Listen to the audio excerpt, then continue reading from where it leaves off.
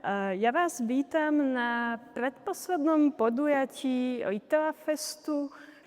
Tentokrát tu máme možnosť stretnúť rovno dve autorky, dva výrazné literárne hlasy v kontexte slovenskej literatúry, čož znie možno trošku ako fráza, ale dúfam, že sa presvedčíte, že tomu tak vôbec nie je.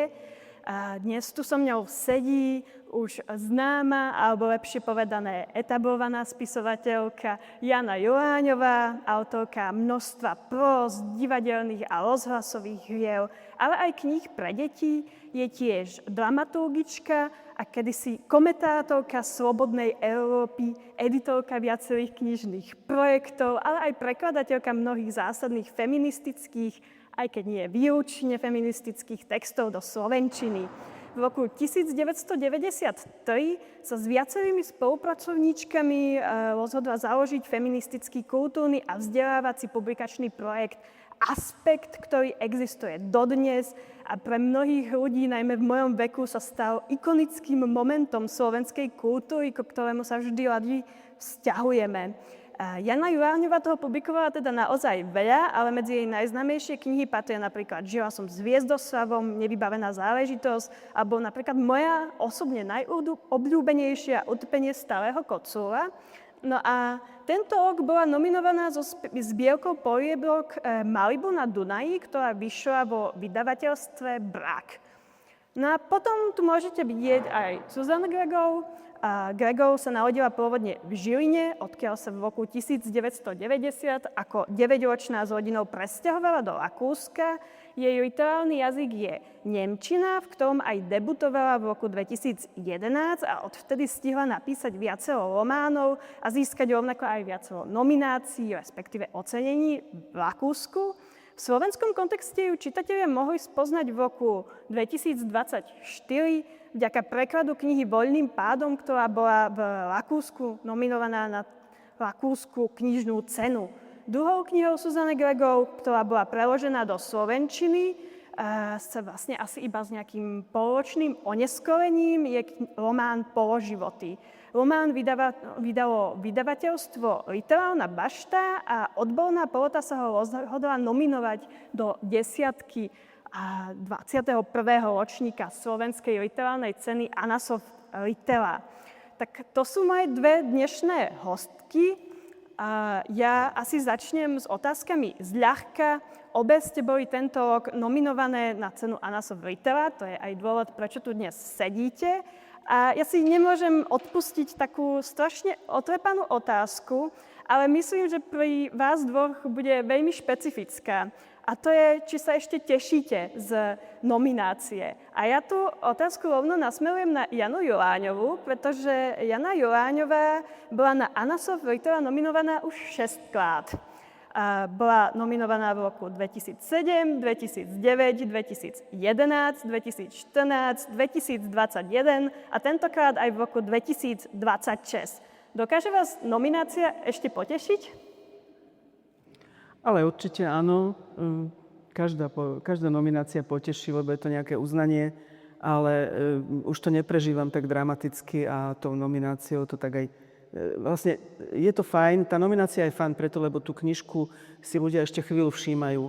Nie len po vydaní, ale aj po tej nominácii. Tak to má takú dvojvrstevnatú prezentáciu a to je na tom celé skvelé a potom už je to v rukách nie mojich. No, u Zuzany Gregov je situácia trošku odlišná. Vy ste nominovaná na Slovenskú literárnu cenu ako nemecký píšuca autorka s knihou, ktorá je vlastne prekladom. Ja by som na tomto mieste možno spomenula prekladateľku Paulínu Čuhovú, ktorá sa podielala na príprave tejto knihy. A mňa by tiež zaujímalo, že ako ste vôbec reagovali na túto informáciu, že ste boli nominovaná na Slovenskú literárnu cenu. No ja som sa z toho veľmi potešila, ako ceny sú pre nás veľmi dôležité, aj keď to je akože iba nominácia.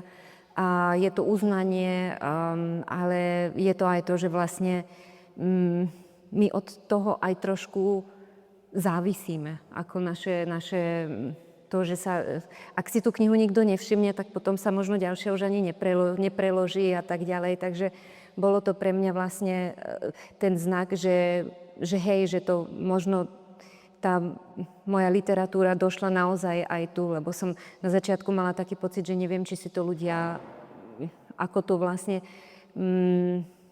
ako sa to tu, aká bude tá recepcia tu na Slovensku, to som si vôbec nevedela predstaviť. A ako vlastne vznikal ten preklad? Lebo on vyšiel pomerne rýchlo od vydania toho nemeckého originálu. No ono to bolo tak, že ja sa s Paulinou Čuhovou poznám, ako moja rodina je z Banskej Bystrice, jej rodina je z Banskej Bystrice, v Banskej Bystrici aj tak každý pozná každého, takže nejako tak cez také 3 rohy sme sa poznali. A ona najprv preložila tú knihu Pred tým voľným pádom a ako to vyšlo, tak ja som vlastne písala túto už po nemecky a dala som jej ten rukopis. Takže tým pádom my sme už boli v kontakte a ona to vlastne začala už prekladať predtým, než to vyšlo v Rakúsku, lebo keďže išlo o tie slovenské opatrovateľky, tak povedala, to určite urobíme. A spomínali ste recepciu, alebo to, ako bude kniha reflektovaná na Slovensku. Ja by som túto otázku možno presunula na Janu Joláňovú. Ja sa vás chcem opýtať, či myslíte niekedy na svoju recepciu, čisto z toho hľadiska, že vaše texty dokážu byť naozaj veľmi provokatívne. A väčšinou provokatívne smerom k niekomu. Myslíte na potenciálnu recepciu? Tak určite to mám niekde v hlave, ale nie je to, na čo by som myslela najviac. To by som asi fakt nič nenapísala. Slovensko je malá krajina a ja si pamätám, ako Irena Brežná raz povedala, že keby mala písať po slovensky, tak nepíše. Lebo vlastne by musela na to okolie myslieť. Tak ja sa snažím, keďže mi nič iné neostáva len písať po slovensky na Slovensku, tak sa snažím to obchádzať a niekedy potom sa stane, že to niekomu nejako trošku vadí. No. Ale s tým sa nedá nič robiť, lebo proste človek nemôže písať bez reality. Tá realita sa odohráva na pomerne malom území, dosť ľudí sa tu navzájom pozná, takže vyhnúť sa tomu nedá úplne. No. Tak to možno sa už rovno presuniem k vašim knihám. Spomínali ste, že sa nedá písať bez toho kontaktu s realitou. Aj keď anotácia tohto podujatia dnes spomína najmä slovo rozdiely medzi rakúskym a slovenským kontextom, tak vaše knihy vykazujú podľa mňa pomerne veľkú podobnosť. Sú to knihy, ktoré sa neprehliadnuteľným spôsobom dotýkajú spoločenských tém, neprehliadnuteľným najmä v slovenskom kontexte. Či už ide o nejaké mocenské vzťahy, rodové roli, ekonomickú a politickú nerovnosť alebo nejakú všeobecnú spoločenskú atmosféru. A v Malibu nad Dunaji napríklad nájdeme ironické prepisy známych príbehov, ako je Popoluška alebo Skrotenie zlej ženy, ale aj vyslovene politicky aktuálne texty, ktoré sa dajú čítať ako napríklad kafkovský príbeh o premene človeka ministra, nie na Švába, ale na ženu. A zaujímalo by ma, že čo bol pre vás taký prvotný impuls pre napísanie takto výrazne spoločensky orientovanej knihy? Čo stalo na začiatku? Možno niektorých poviedok, možno všeobecne? Mohla by som tomu dávať dodatočne nejakú koncepciu, ale tie poviedky vznikali v takom minimálne 5-7 ročnom odstupe, čiže koncepcia tam nebola žiadna. Potom už bola nejaká pri výbere, že niektoré sa tam nedostali, lebo sa do tej koncepcie nehodili mne, alebo redaktorke, alebo vydavateľstvu a dobre bolo, že sme ich tam nedali, ale tá koncepcia je asi to, v čom žijem a čo som si nejak všímala. Tie poviedky, ktoré sú takou persiflážou na nejakú klasiku alebo rozprávku, tak tie vznikali paradoxne na objednávku. Tá Popoluška bola pôvodne ako textom pre bývalé divadlo Naraz cestí a to Skrotenie zlej ženy bolo taká parafráza proste to bola objednávka z rozhlasu. Ale inak, no a tá poviedka, ktorá je taká najpolitickejšia, kde sa, ako ste To bolo veľmi fajn, že ste povedali, že človek sa zmení na ženu. Podľa mňa sa tam muž zmení na ženu. Áno. Ale áno, o to tam presne ide, že on sa ako človek zmenil na ženu a mal útrum. Takže ste to vlastne trafili. Tak tá bola napísaná z takého čistého hnevu, z toho, v čom sme žili. Teda my v tom stále žijeme, ale jeden čas to bolo také veľmi vypäté, že proste politickými témami sa nestávala ekonomika a veci, ktoré tu ľudia potrebujú riešiť, ale stávali sa tým vlastne s prepáčením za výraz rozkroky ľudí a to sa dostávalo aj do ústavy a podobne. A už som toho mala naozaj dosť. A tak pri tejto poviedke som sa odreagovala, sama zasmiala a dúfala som, že to niekomu ešte inému urobí dobre. Tak môžem potvrdiť, mne to robilo veľmi dobre. Pokiaľ sa presuniem ku Susan Gregov, vy zase tematizujete život slovenských opatrovateľiek, kde často zaznieva aj kritika rakúskej spoločnosti, aj keď nie len. Prečítam taký jeden asi často citovaný citát z vašej knihy. Aké čudné miesto, pomyslí si ubitá hojnosťou hotela a udalosťami minulej noci, keď cestuje cez hornatú krajinu smerom na Viedeň, aby bola čo najrýchlejšie pri deťoch. Aká narcistická krajina ľudí zamilovaných do seba. Čo bol váš prvotný impuls na napísanie knihy, ktorá sa venuje zase veľmi spoločenskej téme, veľmi aktuálnej, ktorá možno zobrazuje aj veľa nerovností v spoločnosti? No ja som vedela, že idete presne prečítať tento citát. U mňa je to asi tak, že keď sme sa my presťahovali do Rakúska, ja som mala 9 rokov a prišli sme vlastne v roku 1990. A prišli sme na vidiek do Rakúska, do Horného Rakúska, do takého veľkého blahobytia, ako nie my, ale naši susedia a noví kamaráti a tak ďalej. A pre mňa bol vlastne, ak ide o nejaký kultúrny šok, ktorý som zažila, tak ten vlastne nebol v ničom materiálnom, ale vlastne v tom, ako ľudia inak rozmýšľajú. Ako inak rozmýšľajú nad sebou a nad svetom a ktoré otázky si kladú a ktoré si vôbec nekladú. A mne to tak prišlo, čo som vlastne prišla zo Žiliny, z paneláku a z takého veľmi spoločenského života vlastne na vidiek, kde mali všetci čo najvyššie ploty, ale boli aj osobne tak do seba uzavretí. A ja som si najprv myslela, že to je niečo rakúske, ale vlastne je to aj taký symptóm blahobytia vlastne sa individualizovať. A sa tak vlastne začať točiť sám okolo seba, akože čo si ja želám a ako sa môžem sama zrealizovať a tak. Tieto otázky ľudia, ktorí žijú v menšom blahobite, až tak nepoznajú. To bolo niečo, čo ma ako dieťa veľmi ovplyvnilo a čo mi vlastne dodnes ostal ako taký pohľad v Rakúsku, že som si vlastne dodnes až tak na to nezvykla. V čom žijem, alebo ako ľudia vidia svet, alebo že si vlastne tú spoločnosť všímajú až na druhý pohľad. Ten prvý je vždycky sebe. A prečo práve tie opatrovateľky zo všetkého toho, čo ste si mohli vybrať? Máte už aj knihu, ktorá sa venovala priamo presunu, migrácii. A prečo práve tentokrát opatrovateľky?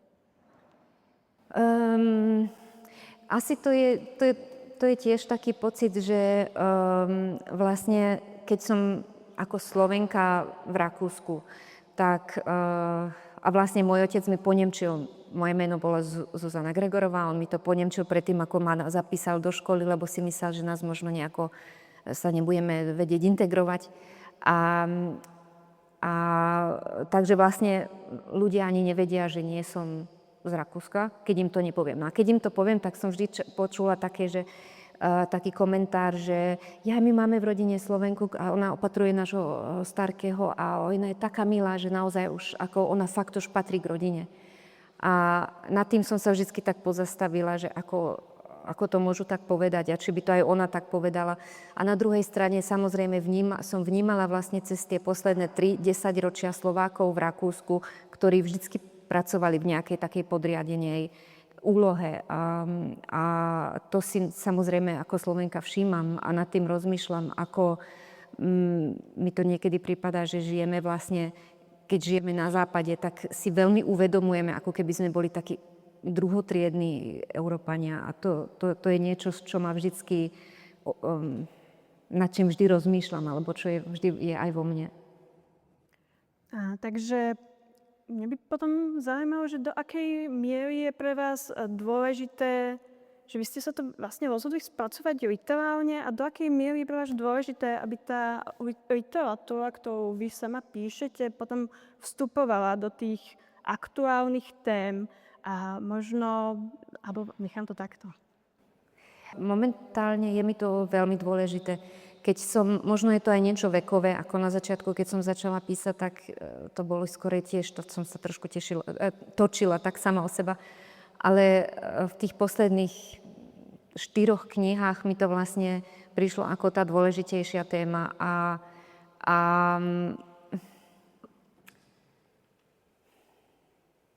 je mi to dôležité aj preto, lebo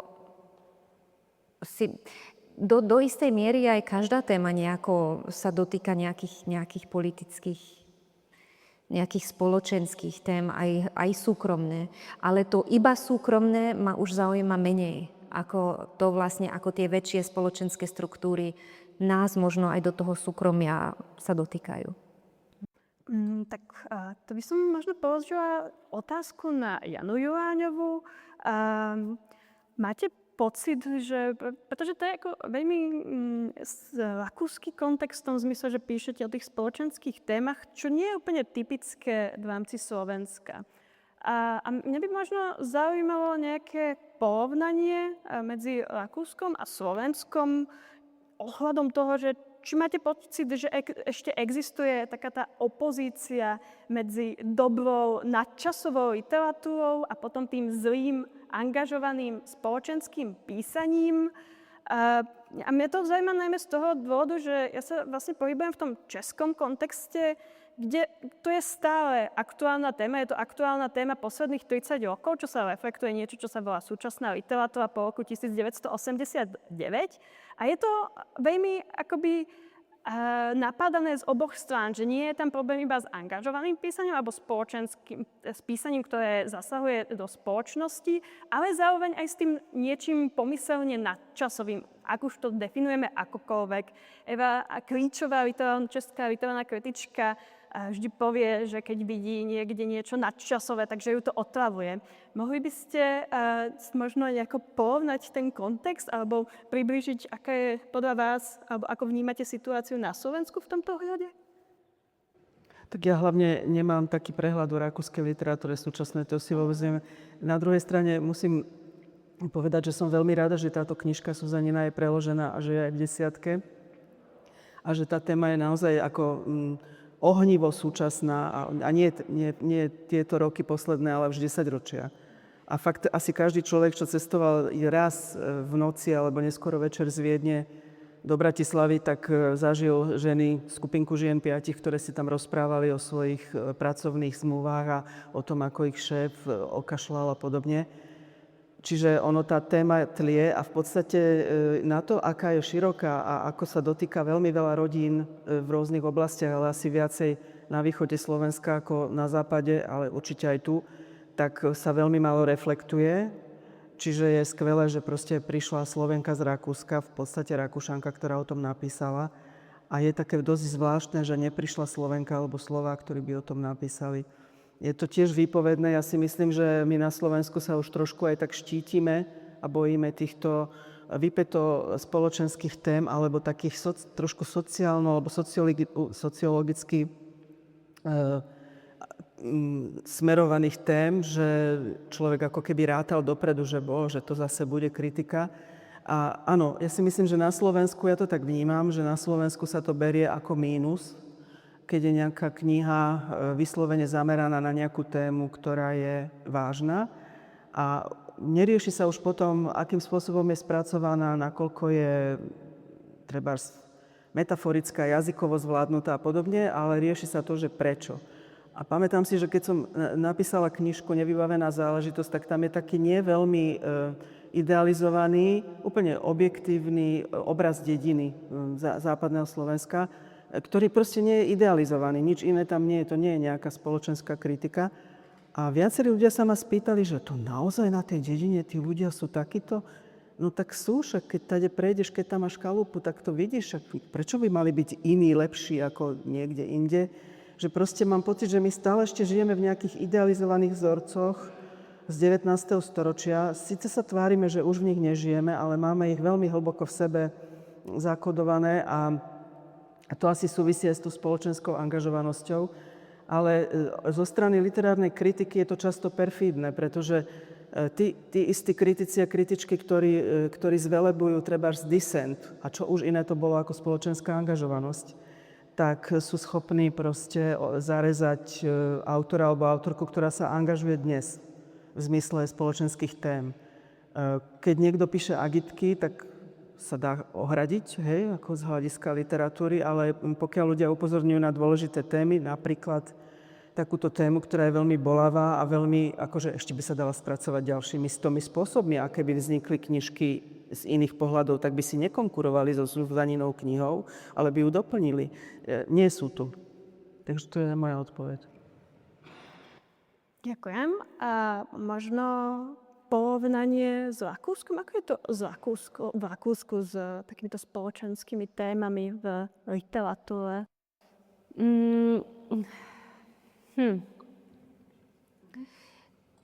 Ja si myslím, že tie spoločenské témy sú v Rakúsku možno menej kritizované a je to aj pre mňa ťažko porovnať, lebo ani ja slovenskú literatúru až tak do hĺbky nepoznám. Ale nemyslím si, že by bola akože práve, že napríklad pri tejto knižke sme sa, ja aj vydavateľstvo, trošku sme sa báli dať niekde na obálku slovo opatrovateľka. A sme povedali, že možno, že ako nikto nechce opatrovať, nikto nechce byť opatrovateľný, nikto to nebude čítať, ak povieme, že to je o tom. A potom to bolo ale práve tá téma, o ktorej sa ľudia chceli rozprávať a ktorí vlastne ako tí, čo tú knihu kritikovali, vlastne práve to sa im na tom páčilo, že to konečne niekto o tom hovorí. Takže mne sa to zdá skoro naopak. A ešte aj musím k tomu povedať, že ja som vlastne od začiatku bola ako spisovateľka migrantka, ako migrantská spisovateľka a tým pádom som bola okamžite v nejakých spoločenských kontextoch. Takže nie, mne sa nezdá, že v Rakúsku to je nejaké... Práve, že je to možno taký vagón, cez ktorý ľudí upozorní na tú knihu. Ako práve mi to tak príde, že ak niekto naozaj tak, že píše iba vnútorne nejakú autobiografiu alebo autofikciu, tak to možno zaujíma trochu menej. Ďakujem. A na to by som potom ale chcela nadviazať otázkou, že alebo z čoho vychádzate pri svojom písaní? Či to je skôr, že chcete zobraziť tú nejakú spoločenskú tému, ktorú chcete otvoriť, alebo na začiatku stojí nejaká postava a možno situácia, ktorou sa potom nechávate viesť, čož bude otázka na vás obe. Nech sa páči. Môžem začať, ja to nemám až tak presne zaškatulkované, je to veľmi rôzne. Niekedy je to taký impuls ako pri Hviezdoslavovej žene, že som vedela, že sa chcem pozrieť trošku na ten mýtus a prevetrať slovenské povedomie, že vlastne čo si sami o sebe namýšľame, aké mýty si tu vytvárame. A takisto aj pri tej hre Misky strieborné, ale niekedy ten impuls nie je úplne taký presný a je taký, že ono sa to tvorí potom počas toho písania, niekam sa to vyvíja. Najmä pri poviedkach. Dostanem nejaký nápad a v podstate až neskôr si uvedomím, že ten nápad nesie niečo. A pri väčších prózach, novelách, alebo tak o románe sa nedá ani hovoriť, lebo to nie je moja vec, aby som to určovala, ale proste pri rozsiahlejších textoch tam nejaký takýto impuls je, ale neznamená to, že zostane najdôležitejším v tej knihe. No, ja to mám asi tak podobne. Tiež mám nejaký nápad a je to ten prvý nápad je nejaká situácia, sú tam nejaké dve postavy a medzi nimi je nejaký príbeh alebo nejaké napätie a potom vlastne sa pri písaní to nejako začne vyvíjať. A ak som rak mala taký nápad, že chcem napísať niečo, čo je nejako politické alebo nejako kritické, alebo ak som mala nejaký nápad k tomu, že k čomu to má viesť, tak mi ten text vlastne nikdy nevyšiel. Lebo ten text je podľa mňa sa krúti okolo tých charakterov a čo oni majú za túžby alebo strachy a tak ďalej a ten text žije tak s nimi. A keď by som ho tak chcela zhrnúť na nejakú tému, tak by mi vlastne ako keby tí charaktery umreli. Pať. Ďakujem. No, práve na prebahe vašej knihy je totiž napísané, že nie je to, že spoločenský román, ale psychologický román. A je to vlastne aj na vašich oboch knihách zaujímavé, že vy sa dokážete aj celkom koncentrovať na konkrétnych ľudí. A v oboch knihách je ešte jeden taký veľmi výrazný spoločný moment, ktorý platí pre jednu z vašich poviedok a pre celú vašu knihu. A to je moment tej postavy, možno nejakej, môžeme to nazvať obete alebo človeka, ktorý je konfrontovaný s útlakom, možno až násilím a v jednom bode proste sa rozhodne vzdorovať tomu násiliu, ktoré je na ňom páchané, ale rozhodne sa vzdorovať veľmi radikálnym spôsobom. A mňa by zaujímalo, že prečo práve tento moment až absolútneho vzdoru, ktorý vedie, nechcem prezrádzať k čomu, ale vedie naozaj má naozaj tragický koniec. U vás to je práve pri Skote Nížovej ženy poviedka, u vás to je celá kniha. No, tak tá poviedka je krátka, tam ani veľmi nie je o čom hovoriť. Skôr som otočila takto. Podľa mňa Skrotenie zlej ženy je naozaj o tom, že tam je to skryté násilie a dokonca mám také temné podozrenie, že aj ten Shakespeare to trošku vedel. Že to nemohol myslieť úplne tak, že naozaj niekto ide vážne skrotiť nejakú veľmi, veľmi prudko slobodomyselnú ženu a že také nejaké náznaky toho tam sú. No a keďže dnes žijeme v dobe, keď o tejto téme už vieme oveľa viac a vieme, ako je to o manipulácii a postavení v spoločnosti a tom spoločenskom statuse, tak sa to dá ľahko takto napísať, až tak jednoducho. Takže tam veľmi nie je o čom špekulovať. Ale ja by som ešte trošku, vy ste spomínali, ako keby, viem, že to tak nebolo nastolené, ale mohlo by to tak vyznieť, ako keby bolo v protiklade to, že máme spoločenské témy a máme prežívanie postav.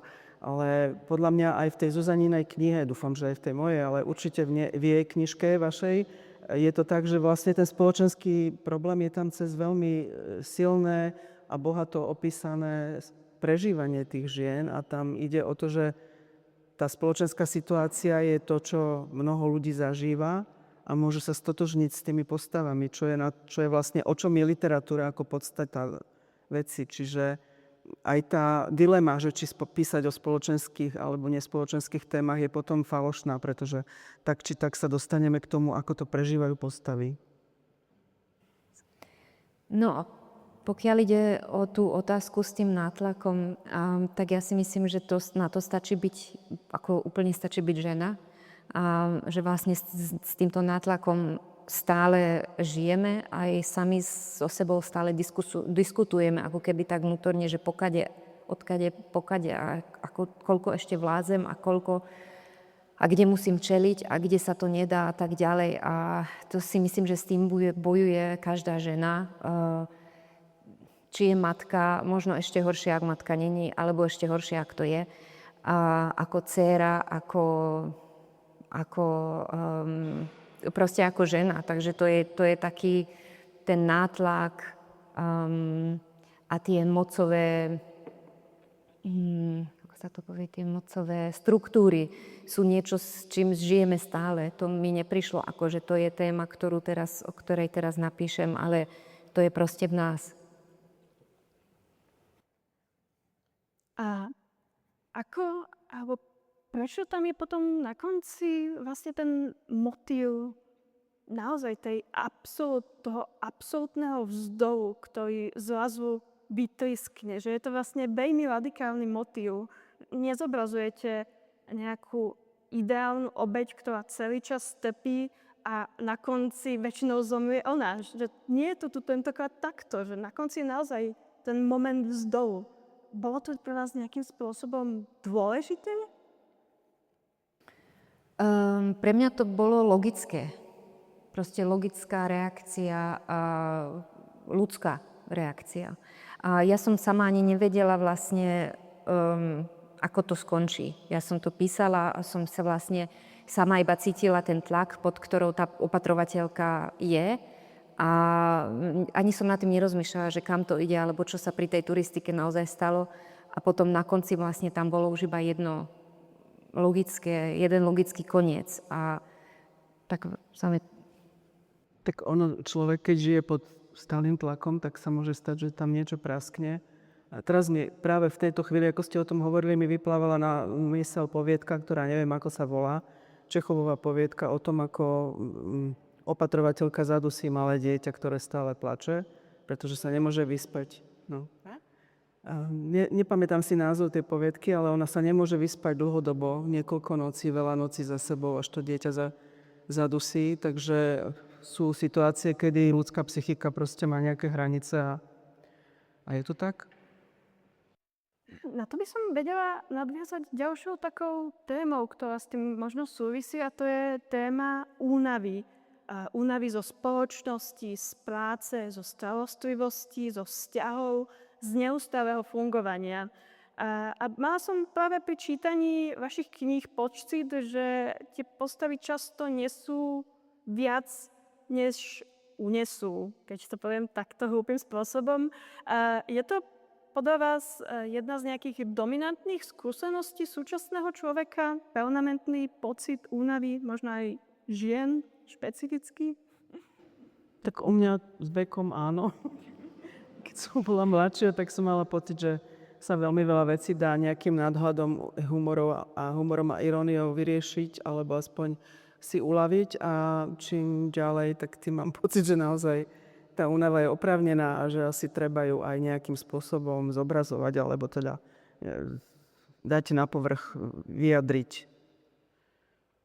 Tak ja by som povedala tiež, že áno, a tiež by som povedala, že vekom, lebo mám podobne ako vlastne postavy v knihy, mám dieťa a mám povolanie, ktoré mám veľmi rada a ktoré robím veľmi rada. A ja mám taký pocit, že žijeme aj v takej dobe, kde vlastne sme vyrastali s tým, že môžeme ako žena, môžeme všetko a všetko naraz a všetko sa to super vyjde, a to vlastne tak vôbec nefunguje. A to, že stále potom niekde zlyháme, z toho vychádza potom tá únava. Vlastne to je aj problém obidvoch žien v tej knihe, že sa to všetko nevychádza tak, ako by bolo treba, alebo tak, ako by chceli.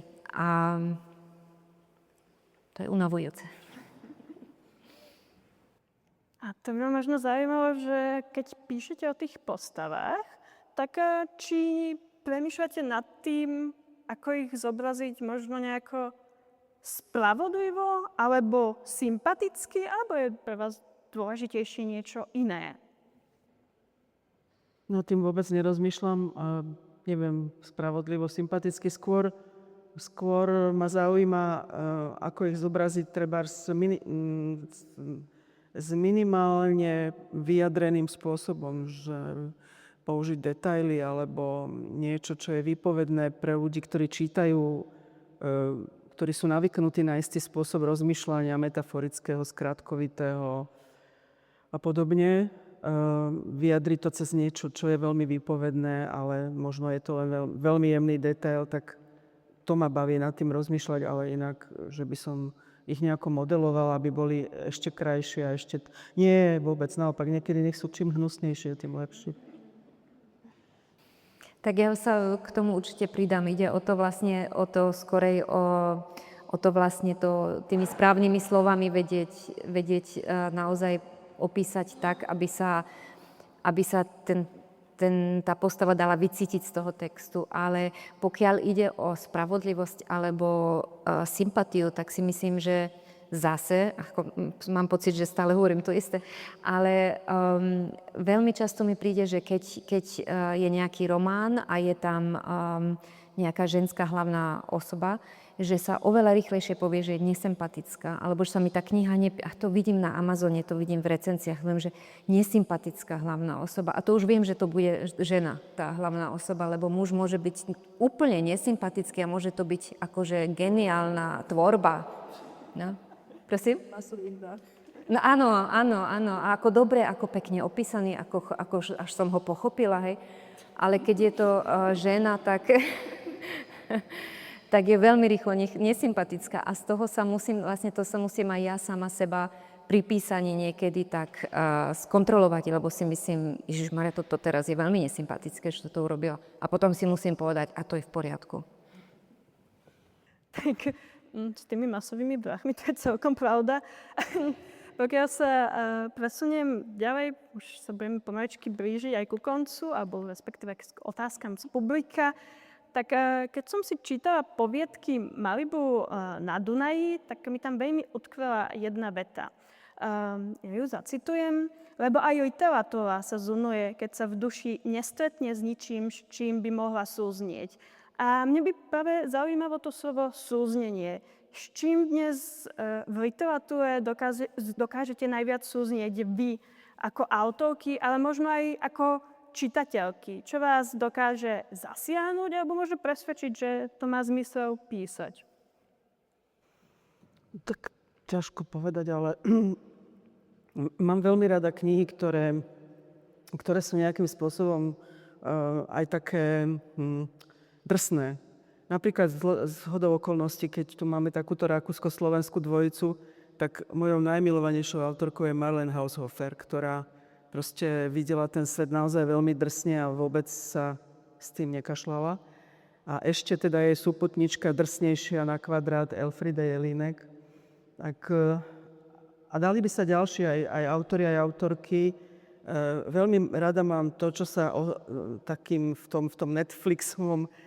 tej Netflixovej sfére označuje ako dramédia. Proste, že je to aj trošku sa aj zasmejete, ale vám aj zatrnie.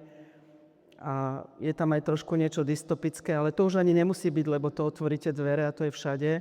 Ale také, čo je aj drsné, aby sme sa nejak tak naučili vyrovnávať s tým, že naozaj otvorím okno, dvere, noviny a to, čo čítam, je oveľa horšie než akákoľvek literatúra. Keby tak niekto písal, ako svet dneska vyzerá, bolo by to veľmi prehnané. A ja zase čítam veľmi rada knihy autoriek, ktoré tiež pochádzajú z dvoch kultúr alebo z dvoch krajín. Napríklad Leila Slimani, ktorá je akože francúzska, ale ako vyrastala v Maroku. Takže to, čo mňa zaujíma, je tiež sú autorky, ktoré majú tiež taký hybridný pohľad na svet, na nie len ten svoj, ale ktorí vlastne vidia vo svete vždy ako keby dve svety. A to ma zaujíma, ako to vlastne spracovávajú oni v texte. A to je to, čo najradšej čítam. Vy ste tu obe ako pomenovali nejaké témy, ktoré sú vám najbližšie. Mňa celkom zaujala tá drsnosť, o ktorej ste hovorili. Možno by som vám chcela položiť otázku, že či vás dokáže ešte literatúra vyviesť z komfortu, keď ste neustále konfrontovaná so spoločenskou realitou? Z komfortu ani nie. Skôr ma do ňoho uvedie, že napríklad niekto pomenuje nejakú aj drsnú realitu, že teraz mi nenapadajú také mená, aby som to hneď vedela k tomu problému priložiť, ale napríklad prekladala som veľa kníh Margaret Atwood a o nej sa mi páči to, že ona veľmi dobre rozumie zlu. Že ho neprehliada a že ho neidealizuje, ale sa v ňom ani nevyžíva, len upozorňuje, že áno, že zlo existuje a môže byť príšerné. Čo je veľmi dôležité, lebo napríklad holokaust si ľudia nevšimli preto, že by ho nevideli, ale že mu nechceli veriť. Že zlu naozaj ťažko viete uveriť, lebo keď ste boli inak vychovaná, tak nemáte tomu prečo veriť. A je dobre byť tak ako jasnozrivý, že dobre, ja to nemám v sebe, alebo dúfam, ale ono to môže byť a môže mi to ublížiť. Takže takéto veci, ktoré autorky a autori majú presah, že proste vedia niečo viac než my. Každá v nejakej inej oblasti sú ako keby do istej miery, poviem to tak nadnesene, ale berte to trošku s nadhľadom, trošku prorocké, hej, že nie v tom zmysle starovekých prorokov, ale že vidia ďalej. Tak to je na tom podľa mňa fascinujúce, na tej literatúre, ktorá pre mňa má zmysel stále ju čítať, tak toto. A môžem sa opýtať, ako ste to povedali, že či nás literatúra, ako bolo to slovo, sa... Dokáže vyviesť z komfortu? Z komfortu, hej, stále. A keby to tak nebolo, tak by som... ja stále hľadám tú knihu, ktorá ma neviem to povedať. Vyvedie z komfortu. Ďakujem. A keď ju nájdem, tak som fascinovaná a šokovaná a vlastne aj závidím. A je to vlastne naša práca je nájsť správne slova pre to, čo vidíme. Vedieť to pomenovať a vedieť to skresliť tak, aby to možno aj niekto iný precítil, tak ako to cítime my. A na to vlastne je stále také nekonečné, to je stále taká nekonečná možnosť nájsť ešte nejakú inú variantu tej pravdy, alebo nájsť ešte iné slova, opísať niečo, čo vlastne možno už bolo všetko opísané, ale nájsť ešte raz na to iné slova a skresliť to ešte raz tak, že sa to dotkne inak. To je taká nekonečná možnosť. To je to, čo sa mi na písaní, ale aj na čítaní veľmi páči. A je teda pre vás literatúra skôr priestorom tých odpovedí alebo kladenia si otázok potom? No, tak odpovedí nie. To je aj niekedy také ťažké vlastne mať tie odpovede, lebo ja to naozaj tak vidím, že ja skorej pozorujem a opisujem, čo vidím a sama veľa odpovedí nemám. Ak teraz, ako ide o tieto opatrovateľky, ja na to odpoveď tiež nemám, ako sa to má v budúcnosti zabezpečiť, alebo čo môžeme konkrétne urobiť. Ale tak moja práca je to, čo vidím, proste pomenovať a možno s tým nejakú tú diskusiu začať ako impuls. A pre vás je literatúra miestom otázok alebo odpovedí? Tak ono by sa ani nepatrilo asi povedať, že odpovedí vodke na búbrele, nikto to nehovorí. Ale otázok určite, ale ani nie odpovedí, ale skôr takého, že keď niekto uchopí nejakú tému a to nemusí byť odpoveď, ale že proste niečo vám predloží tak, že sa to dá stráviť, alebo že vidíte tú vec z nejakého iného uhla, alebo pochopíte ju inak, než je mainstream, bežné, zaužívané, také tie ľudové múdrosti. Že to proste nasvieti z inej strany, ale to nie je odpoveď, to je iné videnie, tak toto áno, ale to nie je odpoveď. S tým veľmi súhlasím. A ja už som sa dostala na koniec svojich otázok, i keď tu mám ešte niektoré záložné. Ja by som sa teraz chcela nasmerovať k publiku a spýtať sa, či vy máte otázky pre naše dve autorky.